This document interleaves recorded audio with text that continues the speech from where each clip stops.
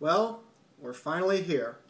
The 150th and final episode of the djproject Criterion Collection.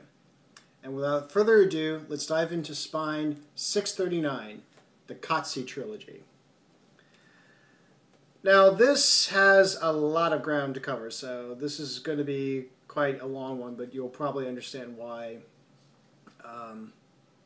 given what these films are and what they entail and so forth. So the Qatsi Trilogy this is another trilogy that was purposely designed as a trilogy, although if you get into the history of it, it actually had some degree of evolution to it. It started out as one thing and then ended up being something else. A little bit about the general history of the films. This was all this began and ended with Godfrey Reggio, who started off as for a long time he was a Christian brother until he felt that he could make changes in other respects, and so he left the order amicably and pursued his own form of social activism, particularly in Santa Fe, New Mexico. And one group he founded was the Institute for Regional Education, or IRE.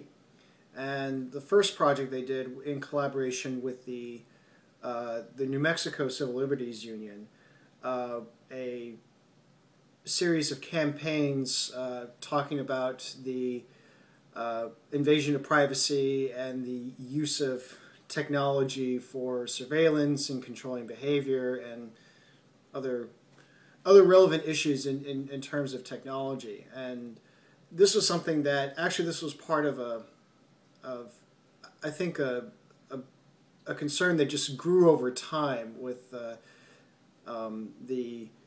use of technology to an extent where it throws everything out of balance or changes the milieu from something that's more nature-based to something that's more technological. And it may not be necessarily for the best. So this was the first step. And then he wanted to take it a little bit further and to make a feature film. And originally it was going to be very heavily symbolic, and to the point where it gets polemic. And then wisely he decided to scrap it and go for something else. And finally, and over the course of several years, he would make the first film in the trilogy as Koyaanisqatsi. I'll get into what the titles mean later. So this premiered in 1982, released in 1983, and then in working with Philip Glass on the music, both of them it was kind of one inspiring the other. It then became a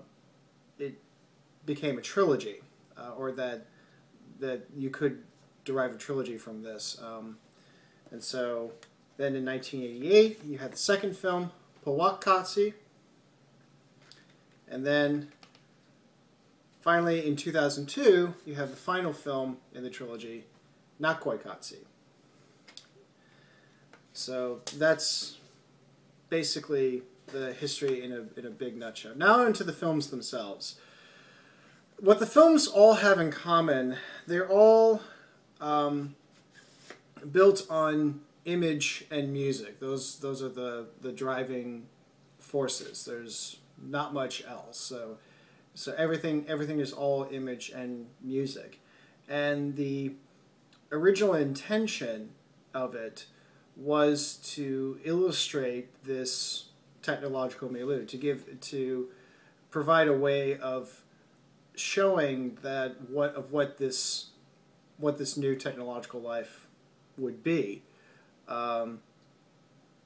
So in the scheme of the trilogy, Koyaanisqatsi which is, I mean, all the titles come from the Hopi language, and Koyaanisqatsi means actually the full title is Koyaanisqatsi, Life Out of Balance. So it's crazy life or life in turmoil, and the focus is primarily on America, and particularly the contrast between the natural setting, and there are lots of wonderful, beautiful shots of the Southwest, perhaps a way of showcasing what John Ford saw in that area. Although it doesn't go all the way up to monument value, but certainly get the beauty and the grace of the American Southwest. Contrast that with life in the city, primarily New York and Los Angeles. This is the film that used a lot and kind of made a somewhat of a trend of time-lapse photography, or undercranking, where you have, instead of 24 frames a second, you now have a frame either a frame a second, or a frame every other second, or a frame every 5 seconds, to have the of compressing time. And so the effect, especially when you're seeing traffic, instead of seeing individual car lights, you now see streaks of light as they all move. And this was the film that was built. It wasn't the only type of images, but it used a lot of it to the point where enough people noticed it, and then it soon became copied and formed its own little parody as well. The next film in the trilogy, Powaqqatsi, means, or the full title is Powaqqatsi, Life in Transformation, and the focus there is on the third world, predominantly South America and Africa and Asia, and and the contrast there is seeing the indigenous and original cultures, their lifestyle that's been around for millennia, and yes, it can be considered hard, it can be considered strenuous, but it works. And to see that in contrast with the emerging new industrialization of those areas, where now you have the emergence of factories and cities, and what that does to the lives. So, and in fact, the way that Reggio likes to describe that particular title is that a Powaq is a black magician, a sorcerer that is there who consumes life forces of other beings in order to sustain itself. And so that's how. So in that context, it's the industrialized first world coming into the third world and homogenizing that area and putting it under their life and such. Then you get to Naqoyqatsi, which is the emphasis. First off, Naqoyqatsi, also the full title is Naqoyqatsi, Life as War, and so therefore this is a life that's where you're in a state of war or civilized violence, and the emphasis there, whereas the other two films depended on actual location photography, this film uses what Reggio called image as location, where it's the image that is the centerpiece. So you have a string of images, news broadcasts, television commercials, famous photographs, B-roll footage, all matter of images that are that go through various distortions. A lot of it is color manipulation, but there's other various distortions as well to emphasize that this is now the world that we live in. It's now everything is informed by technology. So, and again, it's all images. All the music is done by Philip Glass, and the cinematographers who are involved for Koyaanisqatsi, it was Ron Fricke, who would later go on to do his own films. I'll talk about him a little bit later. And then for Powaqqatsi, it was Graham Barry and Leonidas Zardumis, who were the cinematographers there.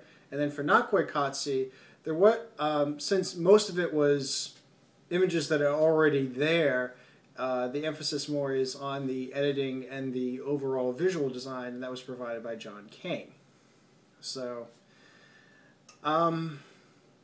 those are the films themselves. Now, the impressions of them. Well, for starters, in a way, I'm glad that this is the 150th episode for a whole bunch of reasons. Number one, this actually is my 150th Criterion that I added onto the shelf.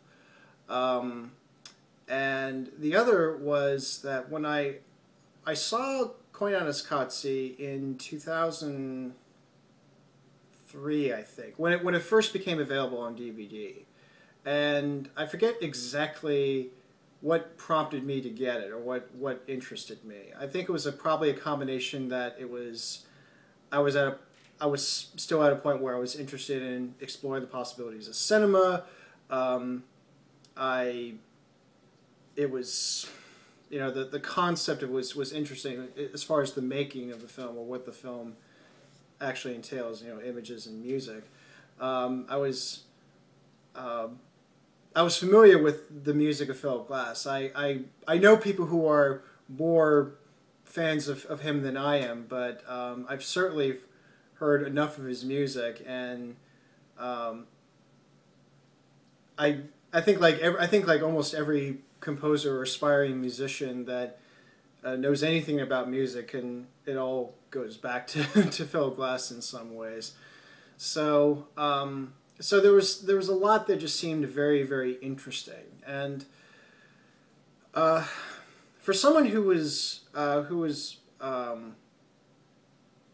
just born during the New York premiere of the film, and it was during the New York Film Festival in late September, early October 1982.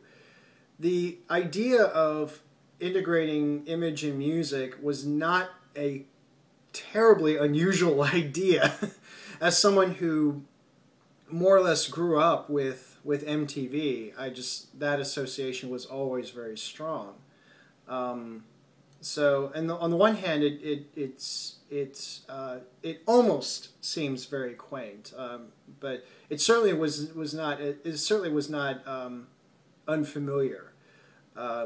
But I did like that it had that construction, and then furthermore that it was done to convey an idea.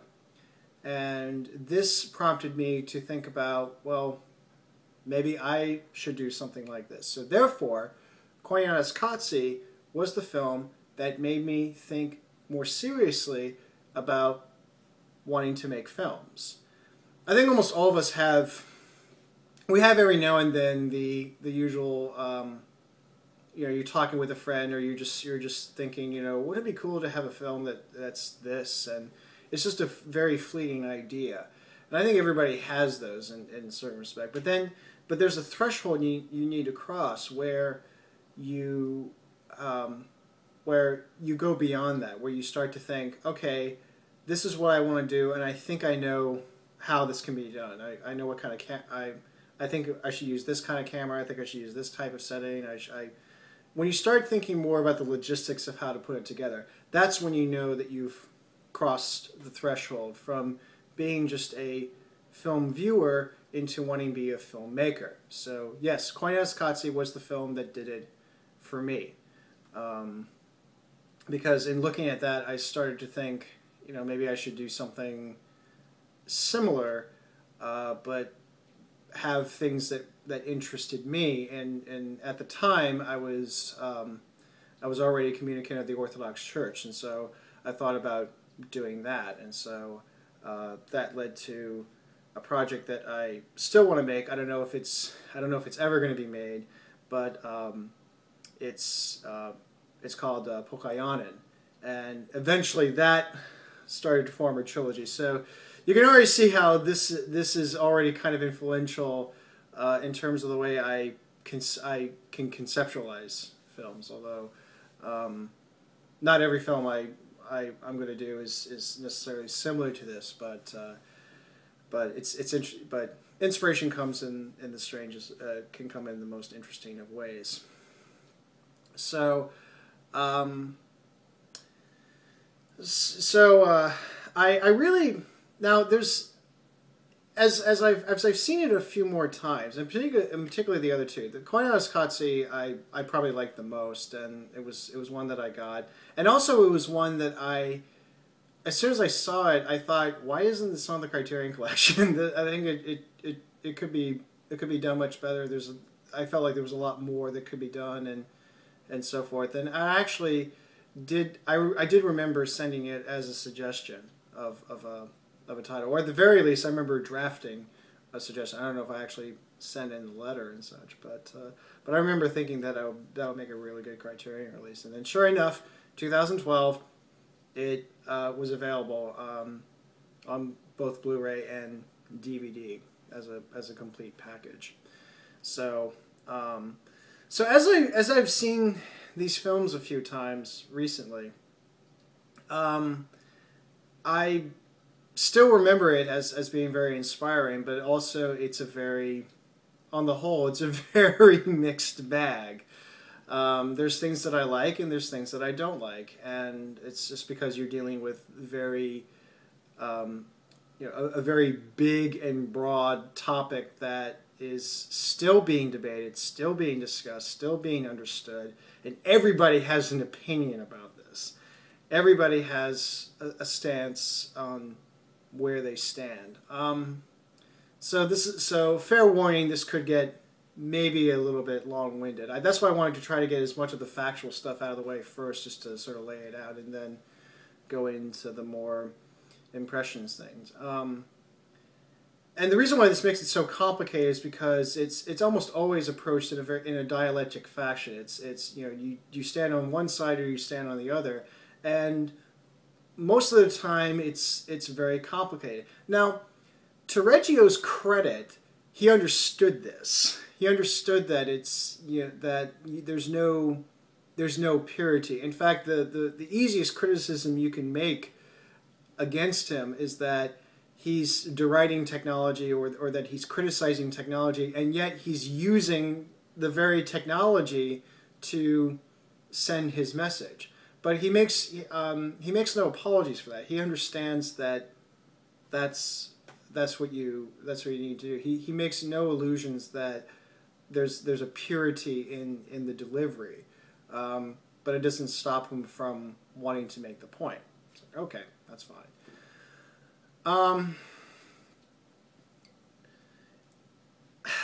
I really don't know. I really don't know how to say this without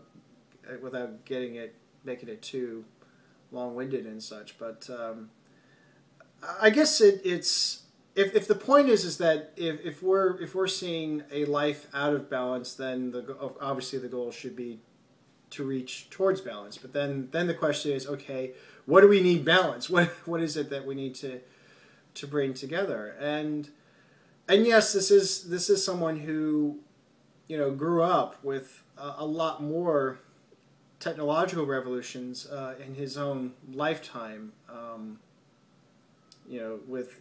When I was born, the compact disc had already been invented, but it was now starting to be was now in the market for music. And you also had the advent of home video, where you had two different popular formats. You had VHS and you had Beta. and you also had you had camcorders that use CCD chips to capture images. So the beginnings of digital video recording. You had in a few years after I was born, you had laser discs. You had cable television. You had car phones, which were actually, my grandfather had a car phone. It was this big little kind of this sort of walkie-talkie looking thing in the middle of the console, and it's all done in this little suitcase and everything. So so this was all in the early 80s. And a lot has changed since then. I definitely remember internet services. That you had to dial up. I remember actually even earlier. My dad, because he was getting his MBA long distance. This was through the University of Montana, even though we were living in Albuquerque, New Mexico at the time. And so, and actually, I think even beforehand, he had a 9600 baud modem, and would go on to discussion boards and Usernet. So even then, the internet was already, was already starting to be there. Then it became this big, full-blown thing in 1994, and so I definitely remember dial-up. I mentioned 9600 baud. So even furthermore, I definitely remember 42.4K, then 26K, and then finally 56K. And then when I went into college, I was happy to use T1, but at that point you had the emergence of cable internet. So everything was evolving. So this is something where I'm aware of full well, and in fact, this is a case where kind of life imitates art, or art imitates life. I've been doing these whole episodes. I've used my iPhone 4, in my apartment, and I'm uploading it onto YouTube. So technology and me have been around, but I also know that it has its quirks, it has its charms, or it has its downfalls, and so forth. I know that it can be a nuisance, especially when it doesn't work. I know it can be an ever-present thing. I know about the obsession of checking messages constantly and staying logged on and staying on the grid, and it's. I think what it comes down to is that you should, and maybe this is part of the point of doing these, is to show that there are times when you need to have that balance. I mean, for me, I know that there's a power button to all of these devices. I can shut it off, and it is nice to have, whether it be a few hours a day, or if you have long stretches, to give yourself several hours or a day or even a weekend just to completely disconnect from everything, and then just have some time to yourself, away from all the buzz and the noise and everything, to go out into the woods, or go out near a lake, or something else. But I know this through a combination of how I was taught and also some personal choices. And I mean, all I can do is to say that you can make those choices, and there are benefits to making those choices, and one should choose them whenever possible. But all I'm doing is leading you to the water. You, in the end, you have to drink it. So, at any rate, so yeah, there's also the other problem. The other probably big problem I have with the films is that I feel that it's it's largely critique, and there's nothing really. I mean, I mean, critiques are important, but it doesn't feel entirely constructive. And of course, that's also not the point. This makes no illusion that it has the solution. I think it's just more pointing the problem. And in that sense, it's art as reflection. It's showing you what is there and what is happening, and it's up to you to look at it and think, okay, are we going to continue down this path, or are we not going to continue down this path?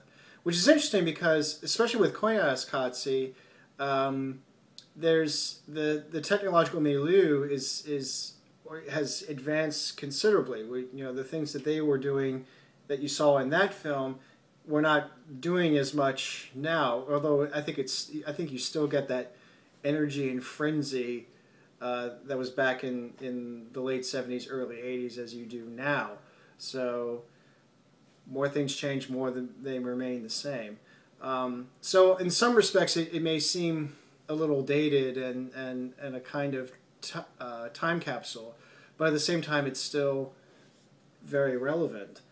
And then, interestingly, Naqoyqatsi, this came out 3 years before YouTube was launched, and so where it's all about various images and capturing events and making statements and all these things, and so it was kind of a little bit ahead of the curve on that respect.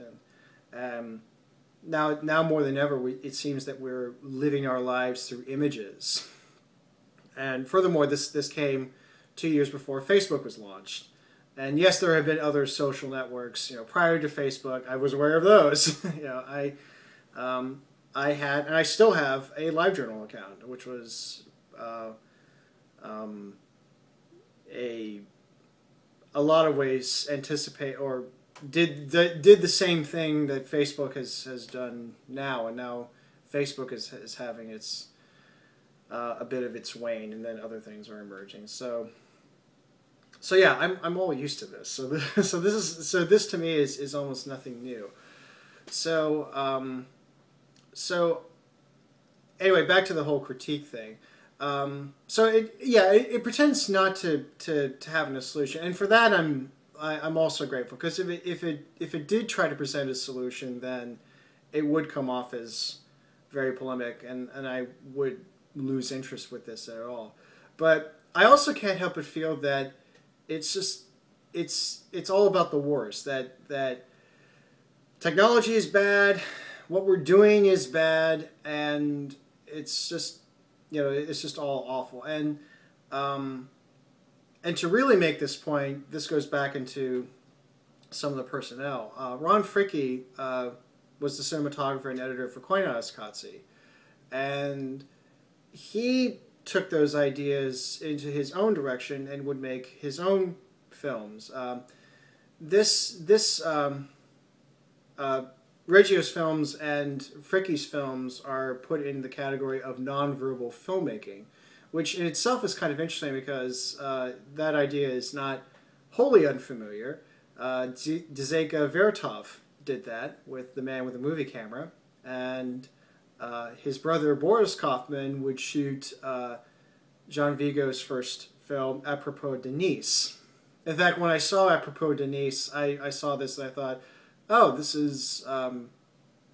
anticipates Koyaanisqatsi, and not only in technique but also in the reasons for the techniques. It's all done for the sake of illuminating a condition and showing a situation. So in a way, Koyaanisqatsi has a direct lineage to the very beginnings of cinema, and particularly with Vertov.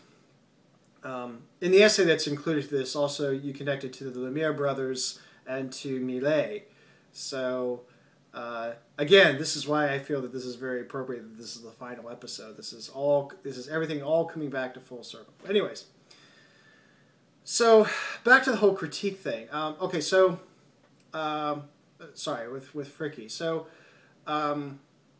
Fricke would make his own films after helping out with Koyaanisqatsi, First, he made Kronos, which was shot on IMAX. Before now, IMAX is this is this big thing. That's another thing I remember. I definitely remember IMAX, particularly when the family moved to Virginia, to that area outside of Washington D.C., that nebulous thing. The National Air and Space Museum had an IMAX theater, so I definitely remember IMAX there. But anyways, he shot it for there, and then the next film was Baraka, released in 1992, which I absolutely love. It's one of my favorite films. And then more recently, he released Samsara, which is probably the closest that Freaky ever got to looking like Reggio. So anyways, the point of all this is in revisiting the Qatsi Trilogy, I came up with this way of describing the difference between Godfrey Reggio and Ron Fricke in terms of what you get out of their films. When you watch Ron Fricke's films, particularly Baraka, you get the feeling that he's saying, you know, you humans, you do bad things, but you also do some good things. So continue to do good things. Live and live to do good things. Godfrey Reggio, on the other hand, says, you humans, yeah, you do some good things, but you mostly do shit, so you might as well just kill yourselves now. That's sort of the feeling I get in watching these films. It's that, you know what, nothing we do ever is going to, it's just going to keep getting worse. And this is the problem I have with a lot of social critiques. And it's, you know, and you can lump them all in, whether it be political critiques, whether it be sociological critiques, whether it be environmental critiques, all of that. It's built on certain assumptions I don't hold. And one of them being that humans are nasty creatures, that they're irredeemable, and they can't do anything right, and you might as well just kill yourselves, because all that you do is you're harming yourself, you're harming everyone else around you, you're harming the planet, so you're better off dead, all of you. And now you say, well, no, not everybody does that, but if you hear it enough times, that's kind of the feeling you get. You get this feeling that, you know, nothing you do is ever right, which leads into the paradox that is anthropogenic global warming, or anthropogenic climate change. The belief that humans and humans alone are responsible for altering in great ways the climate of the planet. The reason why I don't hold to that is that because it says that humans are solely responsible and that humans have the solution. And I can't reconcile that contradiction if you believe that everything or most everything you do is bad. Then how can you? I mean, isn't that the whole thing is built on hubris, the belief that you are the sole cause of everything, and that maybe you are the sole solution to everything. It's all based on a very high sense of self, but also paradoxically, it's built on a very low assumption of yourself. So, and the trilogy is informed by that, and a lot of it has to do with Reggio himself, who he was able to meet, and his influences. And in fact, this is why I was glad that this came out on Criterion, because all that stuff came all into the forefront. His list of influences. This is a guy who has read, and even in several cases has directly met Ivan Ilyich, Leopold Kerr, Jacques Ellul,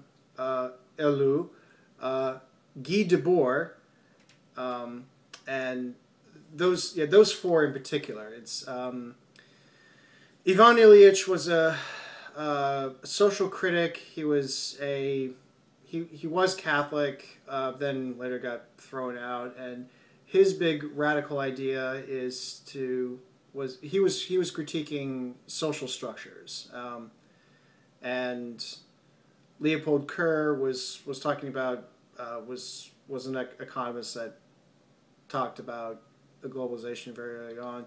Jacques Ellul wrote extensively on the technological society and how technology has become the new religion. Very much informs Koyaanisqatsi. And then Guy Debord was also in a similar way. In fact, what's interesting, Guy Debord was a Marxist theorist, but also did not like Godard. So,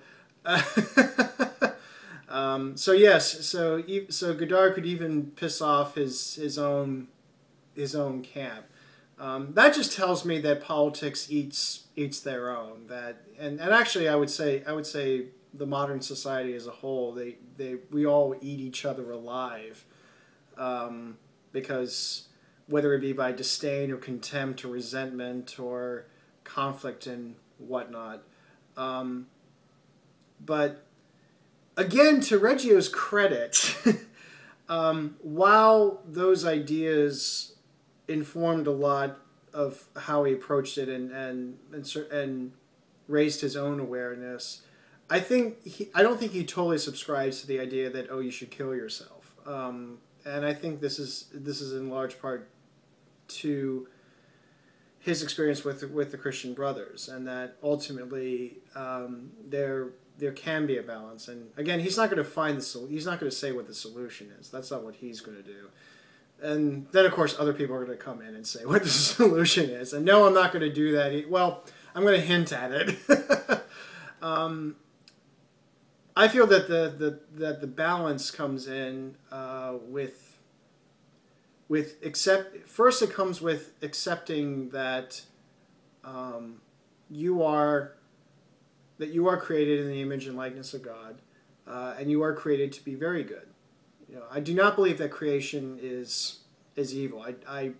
This is why I hate Gnosticism as an idea, because this is like a core belief. This is something that you can't get out of me. But I believe that that God created the heavens and the earth, and He called it good, and God created man and called him very good. And so, therefore, creation is not evil. It's not a lesser thing. It's not the result of a demiurge. Satan did not create the earth. Nature is not Satan's church. Thank you very much, Lars. But it is a creation that should be loved, not hold up as divine. I'm not a pantheistic. I'm not a pantheist where the divine is found everywhere, is embodied in everywhere. But it is certainly a reflection of the divine. It is of itself art. That's why art is an imitation of nature. And that man was created to be in communion with God, and that's what it should come down to is that it's the basis of communion. What Reggio showed in these films is what happens when our communion is with something else. And that's where I believe it does lead into problems. If you take stock in certain things, it's going to lead to personal ruin. It's going to lead to a larger ruin. I do hold to that. I'm not somebody that says that, oh, everything is all completely fine. He's a Debbie Downer, and I should completely ignore it. So again, that's why I feel that it's a very mixed bag. I get what he's saying through these films, or what these films convey. I just have other issues with it. But again, also, hopefully, it's not because I think that I'm right. It's just that this is how I respond, and he encouraged individual response, and so this is my individual response to it. So, I do believe that the way to a piece is to deepen and strengthen a communion with God, and in turn deepen the communion with everyone else. That's what what's about. And to be in communion is to recognize the dignity and the value of others, and that also recognizing that you have dignity and value in of yourself. It's never either or. I don't believe in extreme egoism, but I also don't believe in extreme altruism. I don't believe that I'm the center of the universe, but I also don't believe that I'm just a mere irrelevance. And likewise, I don't believe that other people don't matter, but I also don't believe that everyone else matters but me. It's a balance. And in fact, I find that God is both pure in his ego and pure in his altruism. That his, by being true to himself is also giving of himself, and they never exclude each other. He is those two things in a pure sense. And for us, because we are created in his image and likeness, we have both of those qualities, but we can't experience it in the same way that he does. For us, it's finding that middle ground, and the best way to find that middle ground is actually to go along with him, is to be in communion with him, and you really can't go wrong in that regard. So yeah, I mean, I'm sure there's a lot more that watch as soon as there's probably another thought that's gonna come to me. I guess another thing that I can address, because now Koyaanisqatsi has been around for quite a while, and like I said, it's been recognized for what it is, and it's even been parodied. The Simpsons has done that a few times as well.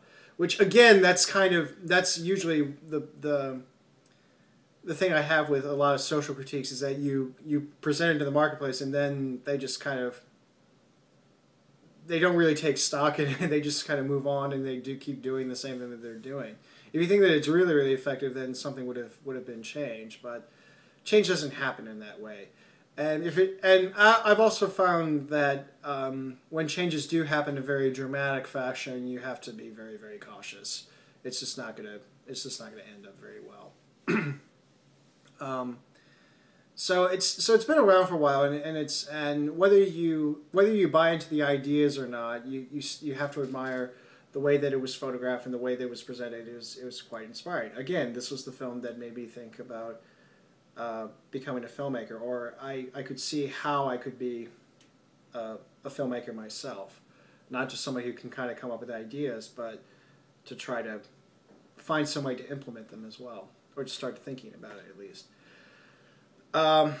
Then Powaqqatsi, because of the emphasis on the third world, there was a criticism made at the time that it was a romanticizing that lifestyle, and there is a little bit of that, but I don't think, again, Reggio understands that it's not as simple, and it does have its own hardships, it does have its own problems, but I think what he was making is that there's something to learn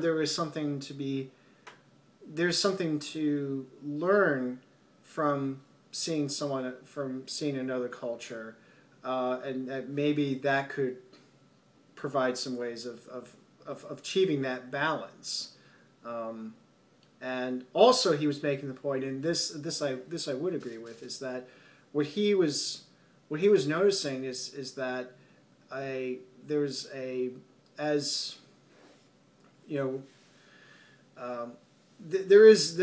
global, you can see a global homogenization where everything is all conformed, and for me personally, I'm not the biggest fan of conformity.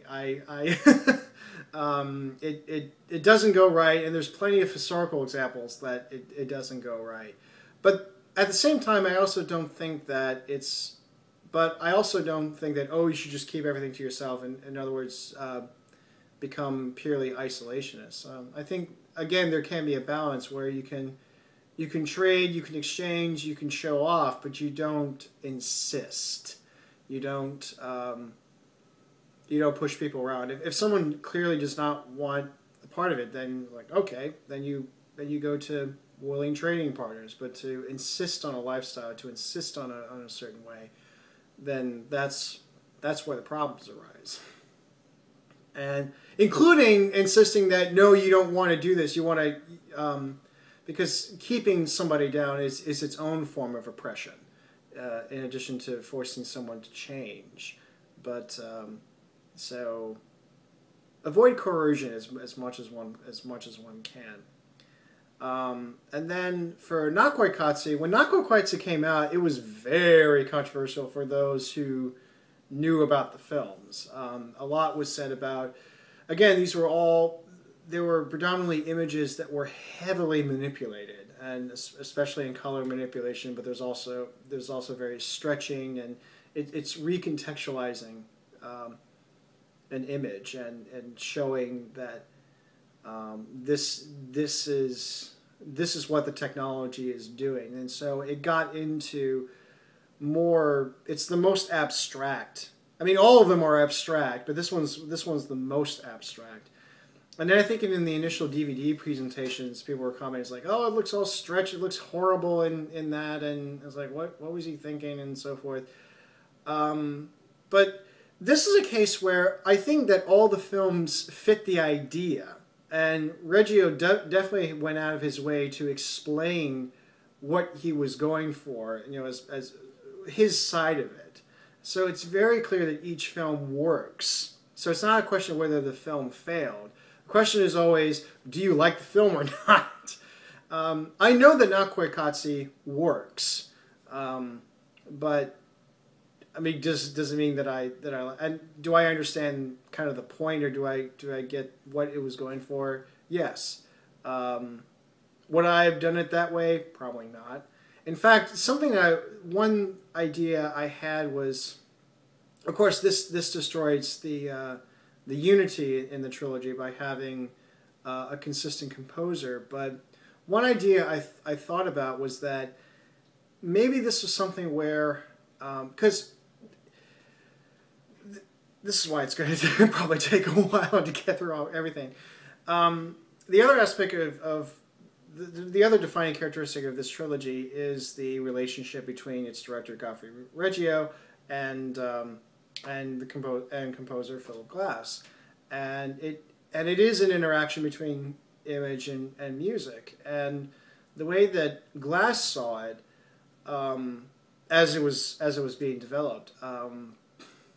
Koyaanisqatsi, while not directly commenting on the images, it does serve as a parallel to what you're seeing, and particularly the sequence that's called the grid, where everything moves at a very fast pace. There's a lot of time-lapse shots and such, but you have a lot of very fast arpeggios and cyclic melodies, and everything is just constantly moving in a cycle, moving, and that helps to comment a bit on the on what you're seeing. And then in Powaqqatsi, the music has and also this is also a neat little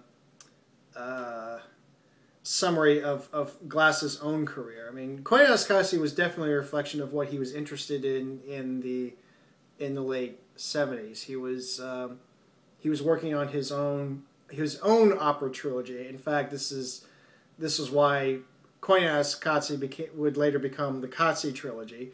Was because of him and his own fascination with trilogies. And yes, you could say that this was one of the reasons why I tend to think of things in threes, although I know three has had some significance in other respects as well. So I think there's also that said. But anyways, But Koyaanisqatsi's music was definitely a reflection of what he was interested in the late 70s. And Powaqqatsi was also reflective of what he was interested in the mid 80s, and particularly with world music. And I think this was also in part, I don't know if he influenced him or the other way around, but it also makes me think of, because one of Philip Glass's good friends was Paul Simon. And yes, I definitely remember getting Graceland. In fact, Graceland I think was one of the first albums I ever got for myself, or I could own for myself. So see, there you go. I'm clearly a child of the 80s. But so the music, so like the film focuses on that world, the music itself also reflects that world. And he was also interested in things moving at a more graceful pace instead of having this frantic energy, and that also fits very well. Then when you get to Naqoyqatsi, he was at a point where he was returning to a lot of the more formal, the classical formal music that he was trained in. So there's a lot of classicism that plays a role there. And he felt that would work with Naqoyqatsi, because since Naqoyqatsi was the most abstract, since it's all about images, you need to have some trace of humanity. So the music in that sense represents humanity, both humanity witnessing it, whether it's humanity witnessing it, whether it's humanity lost, whether it's humanity hopefully regained, but that's how it surfaces. But anyways, my thought about it was that I almost wondered if it could have used a little bit of electronic treatment to have it further fit with the abstract qualities. And one idea came to mind, because I actually like this artist a lot. I was thinking of that the music could serve a little bit of an Autechre treatment. Not necessarily that they would do it, but they would kind of rework the sounds and do it in their way, and maybe that could fit. So anybody who's interested, get on it. I want to say an Autechre equivalent of Naqoyqatsi. And maybe that's why. I think I know why. I think I initially got interested in Koyaanisqatsi because of Brackage. I think it's just the similarity to Brackage. So yeah, again, this all comes back full circle. But anyways, but I digress. If I haven't been digressing enough already. So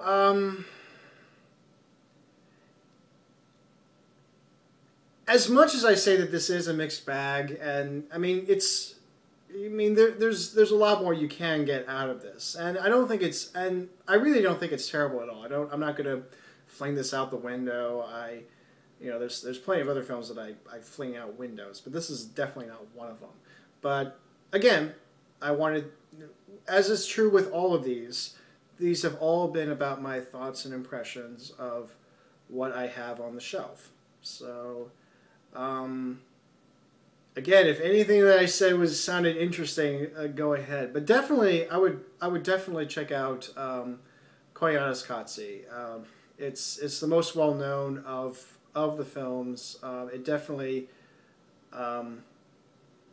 it's more well known. It's easier to take, and then if you want to go on to the rest, I ended up liking Powaqqatsi more when I saw it again, and then Naqoyqatsi I liked a little bit more, but it's okay. Again, I think I understand the concept, and it works for what it does, but I don't necessarily particularly like. I think what it comes down to is that sometimes it does get a little bit repetitive in terms of the images. The images do speak a lot more, and this is also something, again, I think with most of it, these are things that I've already heard about in other respects. Other people have made the same sort of points. So, but at the same time, I think I either just I look at it more as an interesting interaction between image and music, and furthermore, if it is making the critiques, it's making it in a more certainly in a more intelligent way. It's not trying to. It's not a soapbox affair. It can be. It can give off that, but it's not as overt as other examples would be. But it's done it's done recognizing that this is a big issue. This is a complex issue. It's not going to be solved overnight, but it does need to be addressed, and should continue to be addressed. Even after 30 years or so, 30 years of my life too. See, this is why it's a perfect final episode. It all comes back full circle. So, and other one minor little thing. This is the only time you're ever going to see a title produced by the Canon Group show up in this. Yes, Golan and Globus helped produce Powaqqatsi. So anything is possible here. The same guys that did Superman 4, the same guys that did the American Ninja series, yes, they also produced Powaqqatsi. And so, yes, they get to be on the Criterion Collection. And that's the only time you're ever going to see them on there. So I had to say that. So, but yeah. And that was the Qatsi Trilogy. And this has been the djproject Criterion Collection.